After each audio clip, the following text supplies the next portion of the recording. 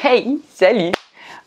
Aujourd'hui, on parle des voies d'insertion. Juste avant, je voulais parler brièvement de ce qui se passe dans ma vie parce que c'est assez compliqué en ce moment pour moi de tourner des vidéos ou de les mettre en montage et de vous les publier parce que je déménage. Je l'ai appris il y a à peine 15 jours, je pars dans une semaine. Et oui, je suis dans mon nouvel appart. Nouvelle lumière, nouvel écho, nouvelle gestion des vidéos. Je suis enfin installée. J'ai pas encore fini les rideaux, mais ça, c'est pas grave, ça vous concerne pas. J'ai pas encore trouvé un seul endroit dans cet appart où je puisse ne pas avoir d'écho, donc va falloir faire avec. Je suis désolée. Si bien que même certains cours, on entend le bruit de mon PC en écho pendant le tournage. J'ai pas du tout réussi à le supprimer, étant donné que j'ai déjà remonté je ne sais pas combien de fois et retourné je ne sais pas combien de fois. Là, j'abandonne, je vous la laisse comme ça. J'espère vraiment que ça ne vous dérangera pas et que vous allez vous concentrer sur le cours plutôt que sur l'audio. Cette vidéo aurait dû être publiée il y a plus de 3 semaines. Seulement, je me suis retrouvée sans internet pendant 5 semaines, le temps de l'installation. J'en étais quand même à vous répondre avec le wifi gratuit d'accès chez les voisins et à aller chez ma mère juste pour faire la paperasse administrative parce que Pôle emploi, la CAF, Sécu, en fait, ouais, non, on fait rien sans internet, ou presque. Enfin, c'est pas grave. Maintenant, c'est du passé. J'ai internet, un logiciel de montage. Donc maintenant, on travaille les voies d'insertion. À tout de suite. Ceci est bien une voie d'insertion et non une voie d'accélération. J'entends ce terme en permanence. Ce n'est pas une voie d'accélération. On accélère les 3/4 du temps, certes, mais c'est bien s'insérer par rapport au trafic qui nous intéresse. Maintenant, comment déterminer à combien est limitée cette 4 voies? Vous avez forcément, une fois que vous êtes inséré, un panneau qui vous signale à combien vous devez rouler. Donc, par exemple, vous avez le panneau 90 ou bien le panneau 110. D'autres références peuvent vous aider à savoir à combien vous êtes limité. Vous avez le panneau en forme de voiture, le panneau bleu, qui vous dit que vous êtes limité à 110. Si maintenant vous avez le panneau autoroute, en théorie, c'est 130. Quelquefois, on va décider que l'autoroute serait trop dangereuse à 130 à cet endroit-là. On va donc décider de vous mettre à 110 ou voire même à 90. S'il n'y a pas d'information, si vous ne savez pas si c'est l'un ou l'autre des panneaux, vous considérez que c'est une voie à 90. Puisque c'est une simple route hors agglomération, elle n'est pas déterminée au niveau des panneaux, donc vous ne savez pas, c'est donc 90. N'oubliez pas, les gars de la DDT, ne mettent pas des panneaux au hasard. Si on vous limite à une certaine allure, c'est forcément en fonction de lieu. On sait qu'à ces endroits-là, il serait plus dangereux de rouler à telle ou à telle allure. Par exemple, pas très loin de chez moi, ma 4 voies est limitée à 90 au début, parce qu'ici, il y a une voie qui permet de sortir, et qu'avant c'était de la campagne. Donc ça permet à des mobylettes ou à des vélos ou autres véhicules qui rouleraient lentement de pouvoir sortir avant que ce soit une voie pour automobile qui serait donc limitée à 110. La technique, ce n'est vraiment qu'une règle générale. Ça ne peut pas se passer comme ça à chaque fois. On verra des cas particuliers ensuite. En théorie, un premier virage qui va vous permettre de déjà contrôler ce qui se passe à votre gauche, ici, avec un angle mort. Ça vous permettra d'avoir une bonne idée de ce qui se passera ensuite au moment de vous insérer. Vous aurez pu mettre votre troisième à peu près dans cette zone.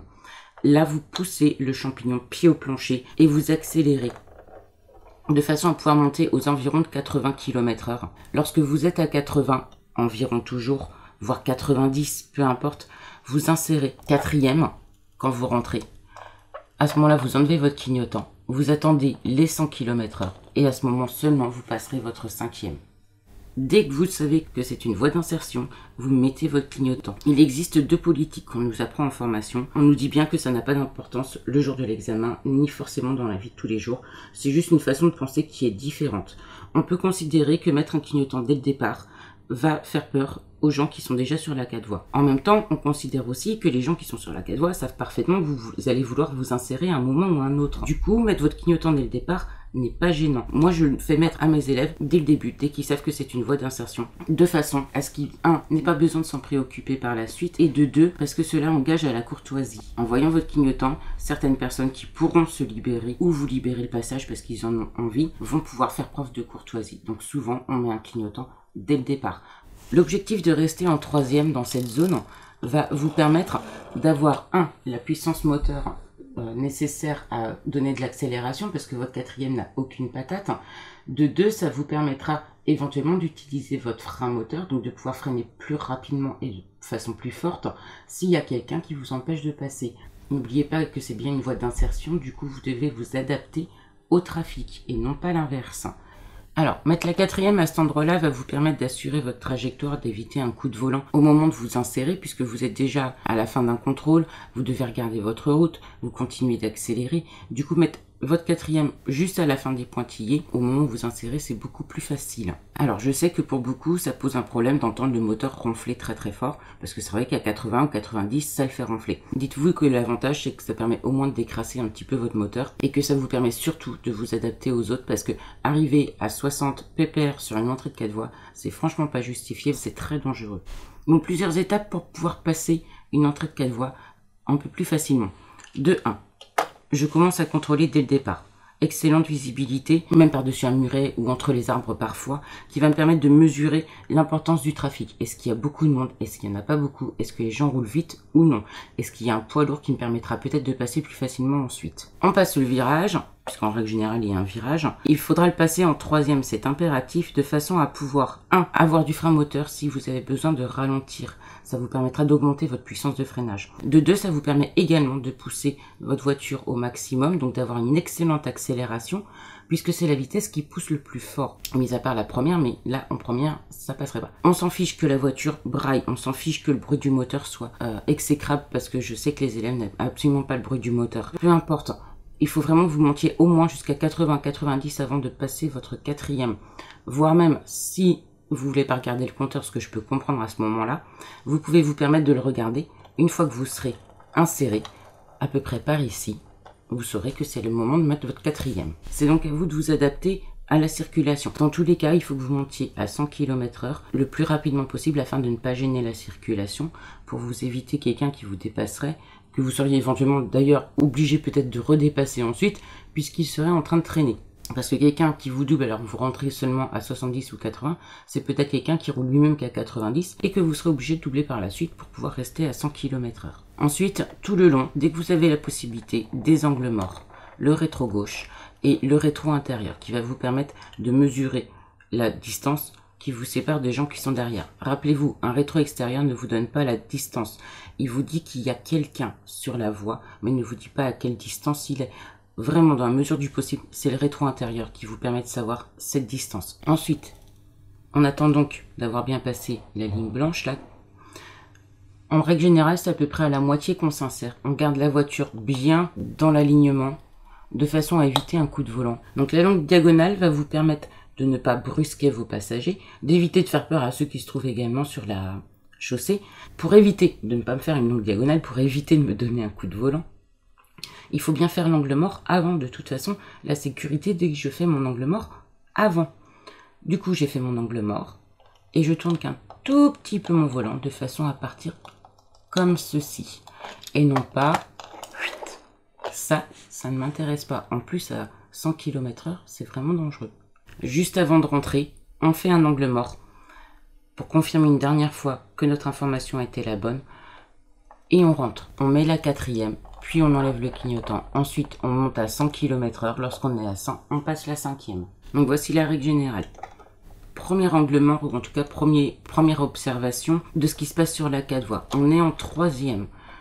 On observe l'angle mort, on regarde devant soi, on pousse au maximum l'allure. Angle mort toujours, les rétros. Je m'insère.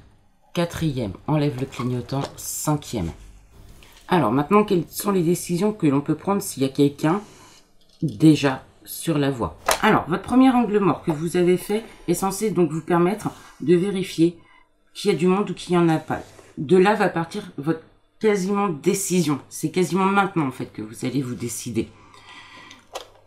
Si la voiture est à peu près au même niveau que moi lorsque j'arrive, je vais avoir deux possibilités. Ou bien j'accélère très très fort parce que j'ai une belle longueur et une bonne capacité d'accélération, ou bien je vais ralentir.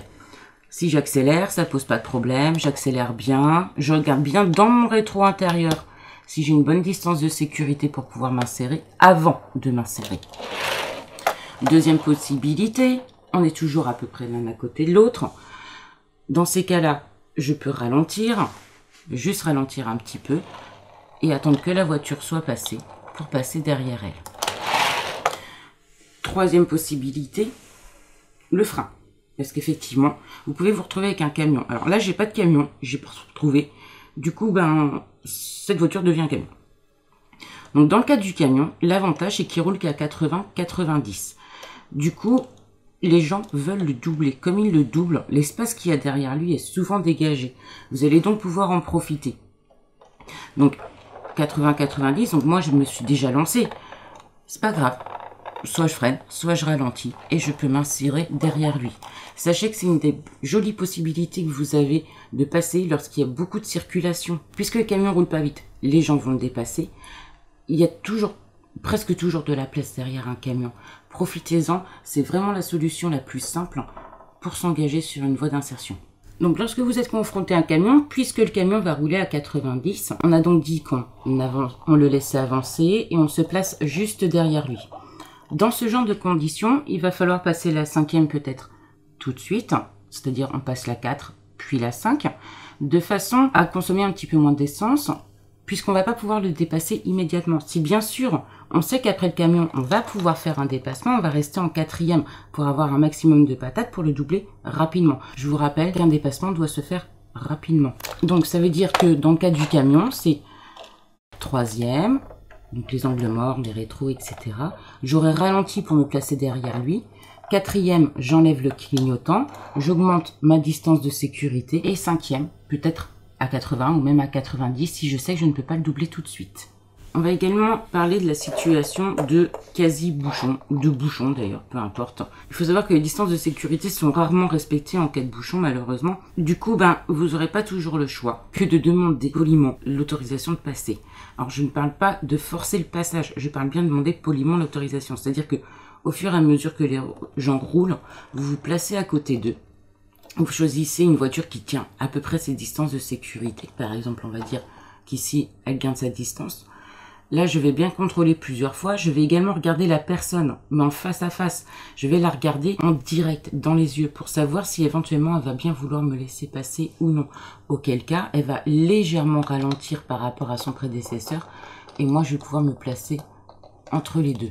Auquel cas, je réadapterai ma distance de sécurité par la suite. Donc, on regarde bien les gens dans les yeux, ça permet d'engager à la courtoisie. N'oubliez pas de faire un petit signe de la main pour dire merci, ou bien de mettre votre warning. Un warning veut dire merci. Alors, la personne qui est là n'est pas forcément obligée de vous laisser passer. Si elle n'a pas envie de se déporter pour vous faire plaisir, c'est son droit le plus strict. En plus, elle ne le peut pas forcément. Si elle-même est en train de se faire doubler, comment va-t-elle vous laisser un espace en se dégageant sur le côté alors qu'elle a quelqu'un à côté d'elle? Les gens ne font pas leur angle mort, ils veulent donner un coup de main ou bien ils sont surpris et du coup pas d'angle mort, boum, accident et voilà, c'est quand même un peu dommage de ne pas se rappeler que cette personne n'est pas obligée de vous laisser passer.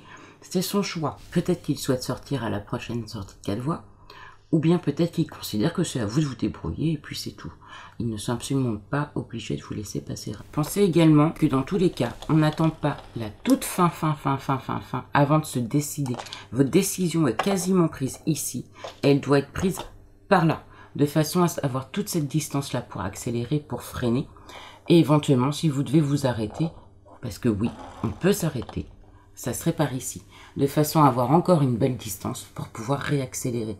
Il est rare, en tout cas moi j'ai jamais vu ça, que voyant une voiture arrêtée au bout de la voie d'insertion, les gens qui sont ici ne lui donnent pas un coup de main. Vous aurez droit soit à un appel de phare, ou bien une voiture qui se déporte ou qui ralentit pour vous aider. Je sais que la circulation n'est pas toujours facile, surtout selon le quartier où on circule. Je pense par exemple à Villepinte. Vous prenez un vendredi après-midi en direction de Mitry-Mory, les gens ne sont pas d'humeur, ne sont pas concentrés, ils sortent de leur fin de semaine. Certes, c'est clair, ils n'auront pas toujours envie de vous laisser.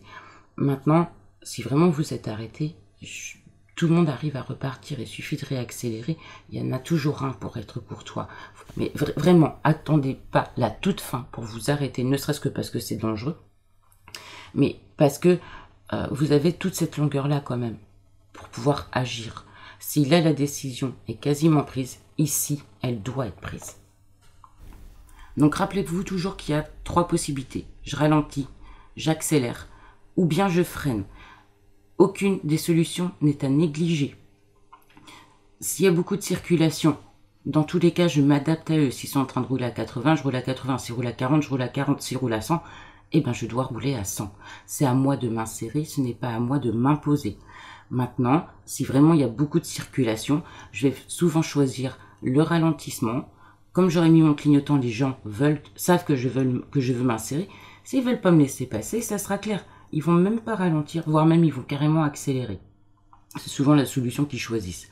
S'ils veulent vous donner un coup de main, ils vont ralentir et se placer juste derrière vous. C'est-à-dire que, alors que vous auriez dû continuer à rouler comme ceci, voire même lui vous dépasser, puisque vous êtes en train de vous insérer, le gars, il va juste se mettre derrière vous. Ça veut souvent dire qu'il va vous laisser passer. Vous accélérez un petit peu et vous passez devant.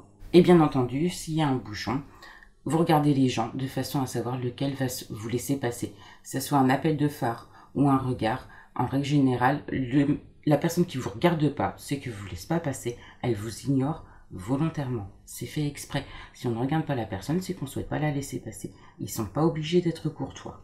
Surtout, n'oubliez pas ce dernier angle mort, parce qu'il suffit que vous ayez pas vu, et ce serait normal, puisque là en vision directe, ou dans votre rétro, la personne serait carrément cachée par la voiture pendant qu'elle se fait doubler. Au moment de l'insertion, si elle se rabat, vous êtes directement dedans. L'angle mort va être primordial à un endroit pareil.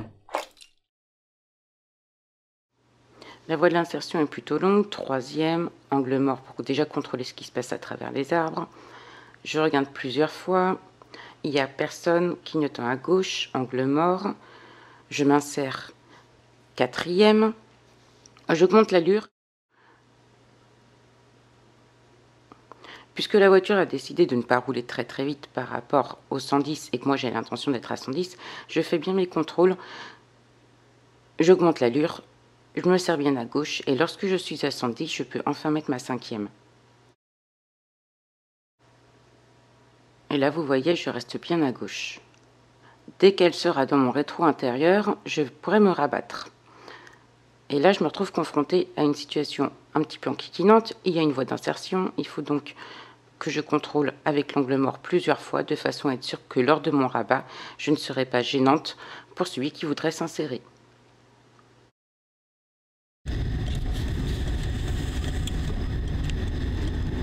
Pareil, la voie d'insertion est plutôt longue. J'en profite pour contrôler très tôt, même parmi les arbres. Je suis déjà en troisième. Je contrôle vraiment plusieurs fois, n'oubliez pas de regarder devant. En rentrant quatrième, j'enlève le clignotant. La voiture est moins rapide que moi, il va donc falloir que je la dépasse. Grâce à mes rétros, je contrôle régulièrement et je reste bien en quatrième, de façon à pouvoir avoir un maximum de patates. Je me sers bien à gauche et maintenant j'ai plus qu'à attendre d'être à 100 pour mettre ma cinquième. Lorsque la voiture blanche sera dans mon rétroviseur intérieur, je pourrai me rabattre. Pareil, je contrôle plusieurs fois, histoire d'être sûr de bien suivre ma trajectoire. Un dernier angle mort me permettra d'éviter une collision avec quelqu'un qui dépasserait sur la bande d'arrêt d'urgence. Alors, cette voie d'insertion est un peu particulière parce que dès maintenant, en fait, je peux déjà voir ce qui va se passer sur la 4 voies. Le virage m'est imposé à 30 km/h, donc à seconde. Je vais bien attendre de céder le passage avant de placer ma troisième. Là, je peux déjà regarder ce qui se passe. Plus tôt je regarde, plus tôt je saurai comment m'insérer. Il n'y a personne a priori, je vais donc pouvoir sûrement y aller. Je continue d'augmenter mon allure en écrasant au maximum dès que je suis dans la ligne droite. Il n'y a toujours personne. Je peux donc m'insérer. Quatrième dès que je suis à 80 km/h et cinquième lorsque je suis à 100. Comme c'était une côte, il a fallu que je pousse énormément pour pouvoir mettre ma cinquième. Alors, la voiture devant moi ne roule pas très très vite. Il faut donc que j'augmente ma distance de sécurité. 1, pour pouvoir la surveiller. 2, parce que déjà, j'ai pas le choix. Et surtout, parce que comme ça, si elle traîne un petit peu, moi, je pourrais quand même prendre de l'élan afin de pouvoir la doubler ensuite.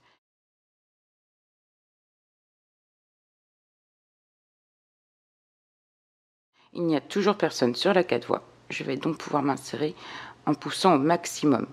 ici 4e, j'augmente de façon à pouvoir être à 100 et à 100 je mets ma 5e. Pareil, ici la visibilité me permet de voir très tôt s'il y a du monde ou pas sur la 4 voies. Je regarde plusieurs fois, j'oublie pas de regarder à chaque fois ma voie. 84e, j'augmente l'allure, 100 km/h, 5e.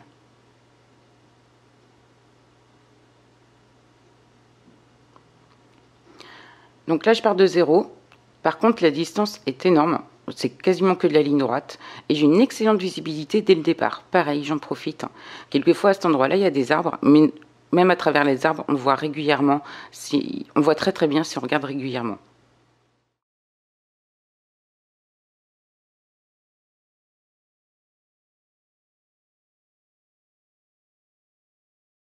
Alors, dans certaines situations, vous allez vous retrouver en sortie de 4 voies ou bien dans des endroits où il va falloir augmenter très vite l'allure. Je me dis que c'est peut-être le moment là où il faut que je vous parle du démarrage rapide. Alors, pour ça, je garde bien ma main au-dessus de ma boîte de vitesse. Ensuite, je garde mon pied à l'embrayage de façon à être juste sous le point de patinage, voire au point de patinage, je suis en légère côte. Ensuite, au moment où je décide de passer, je garde bien ma main sur le levier et je patine en gardant l'accélérateur relativement fort. Je tourne et juste après avoir franchi l'intersection, je passe ma seconde. Mon pied étant toujours sur le point de patinage, j'ai plus qu'à renfoncer vite fait mon embrayage, passer ma 2, repatiner immédiatement en accélérant. Je continue d'accélérer, je passe tout de suite ma 3e, point de patinage et accélérateur. Et à chaque fois, je n'ai pas enlevé du tout mon pied de l'embrayage. Pour aller en 4e, je vais pouvoir retirer cette fois mon pied de l'embrayage puisqu'il va falloir que j'attende un bon 60 voire 80 selon les lieux avant de pouvoir mettre ma 4e. Pareil pour la 5e, j'attends d'être à environ 90 ou 110 en fonction de la limitation qui m'est demandée avant de la passer, ce qui me permet de garder tout le jus de la voiture à chaque fois. Alors, on va travailler le démarrage rapide. Je vais passer là. Alors, démarrage rapide égale, je vais lâcher le frein et accélérer. Mais je vais garder le point de patinage longtemps. Je garde longtemps et je démarre. Ça va me permettre tout de suite de débrayer de 2. Voilà. Je patine, j'accélère. J'y vais à fond. Je débraye 2. T'as vu? Ok, essaye. Patine, accélère. Tu fais plus haut l'embrayage. Plus haut. Voilà. Je veux la même chose sans la coue et pour ça il faut que tu repatines tout de suite. Première. T'occupe pas de la route, patine, accélère. Plus haut, plus haut, plus haut, plus haut. Plus haut. Bouge plus. Débraye 2. Patine. Même chose mais fais accélérer. Freine. Ah oui. Mais pourquoi tu crois que j'ai choisi une nouvelle ligne? Là, accélère. Allez, on y va. Oui. Débraye 2. Patine. Ouais. Voilà. Ça te va? Ouais. Donc ça, à essayer d'appliquer tout à l'heure sur les ronds-points. D'accord. Au moment du montage des différentes vidéos, je me suis rendu compte que ce serait vraiment trop long, voire carrément indigeste. Du coup, je me suis finalement décidée pour vous faire 3 parties. Celle que vous venez de voir sur l'insertion. La suivante, que j'espère publier dans 15 jours, portera sur tout ce qui est voie de décélération. Et dans la partie pratique, je m'intéresserai principalement au passage de vitesse, parce que ça pose vraiment beaucoup de problèmes aux élèves. Ensuite, la 3e vidéo sera sur tout ce qui concerne la circulation sur la 4 voies, avec entre autres du dépassement. N'hésitez pas à vous abonner, l'abonnement est gratuit sur YouTube. À bientôt.